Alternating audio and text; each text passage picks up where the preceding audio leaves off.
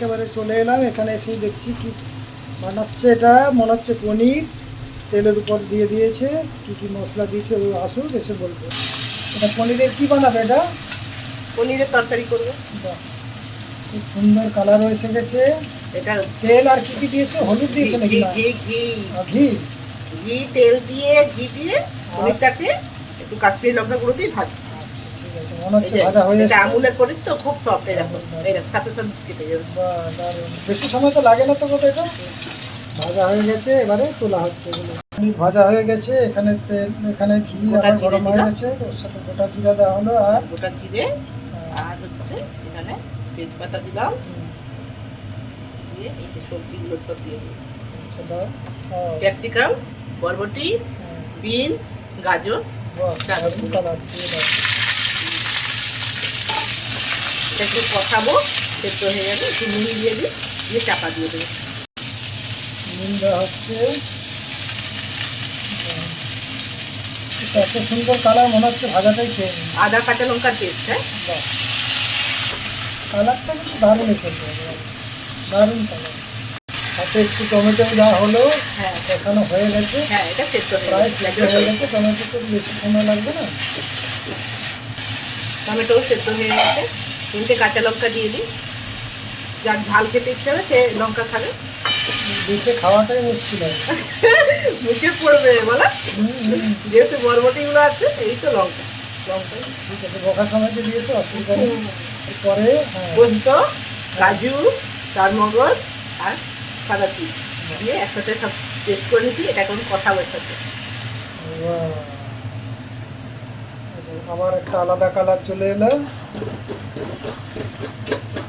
কষিয়ে দিই, এটা কিন্তু একটু কষানো হয়ে গেছে। এবার যেন গরম জল দিয়ে দেবো। ফুটছে, ফুটে যাক একটুখানি, ফুটে উঠলো, সুন্দর ফুটে গেছে। পনিরটা দিয়ে দিই। পনির ভাজা ছিল, ব্যাস। এই জন্য কাশ্মীরি লঙ্কা গুঁড়ো দিলাম না, দেখ কালারটা চলে এসেছে তো, বাহ, আর দিলাম না। না দরকার নেই, ঠিক লঙ্কার আছে। গুঁড়ো বেশি ভালো না। কিন্তু এটা তরকারিটার নাম কি দিল? এটা ওই তো সমস্ত সবজি দিয়ে করেছি যখন, মিক্স ভেজের মতো নেই কিন্তু মিক্স, এটা হচ্ছে পনিরের মিক্স তরকারি। পনিরের মিক্স তরকারি, অনেক কিছুই তো। এটা হচ্ছে নবরত্নর মতনই করা হয়েছে, কিন্তু পনিরটা পনির নবরত্ন হয়েছে। আচ্ছা, তো যাই হোক, শুধু পনিরটা যদি করতাম তখন শাহি পনির, বাটার দিয়ে করলে বাটার পনির, মশলাগুলো তো একই থাকে। ওপরতে একটু চিনি দিয়ে দিই, মিষ্টি মিষ্টি তো। এটা ফুটেও গেছে, ঘন হয়ে গেছে। যখন ঠান্ডা হবে পুরোটাই বসে যাবে, যেহেতু কাজু টাজু দেওয়া আছে তো, কাজু চারমগজ দেন, পুরোটাই ঘন হয়ে বসে যাবে। এখানে একটু কসুরি মেথি দিয়ে দিই, এটাই গন্ধটা আসবে। আর একটু গরম মশলা দিয়ে দিই। সুন্দর ফুটে উঠেছে। এটা তো কমপ্লিট হয়ে গেল। হ্যাঁ, এই রান্না শেষ। এবারে চলো আর কি কি সঙ্গে সঙ্গে কি আছে সেটা দেখে নাও। সঙ্গে কি কি আছে এবার একটু বলে দাও। এই এখানে দেখো কি করেছি, পিস পিস করে আলু ভাজা, বাহ, এটা যে মশলা ঢেঁড়স, মশলা ঢেঁড়স, হ্যাঁ শুকনো মশলা দিয়েছি। এখানে কুমড়ো করেছে ভাজা, কুমড়ো ভাজা, বেগুন ভাজা, বেগুনের ভাজা, এখানে আলু পোস্ত, আলু পোস্ত, আর মেন কোর্স হচ্ছে আর খিচুড়ি।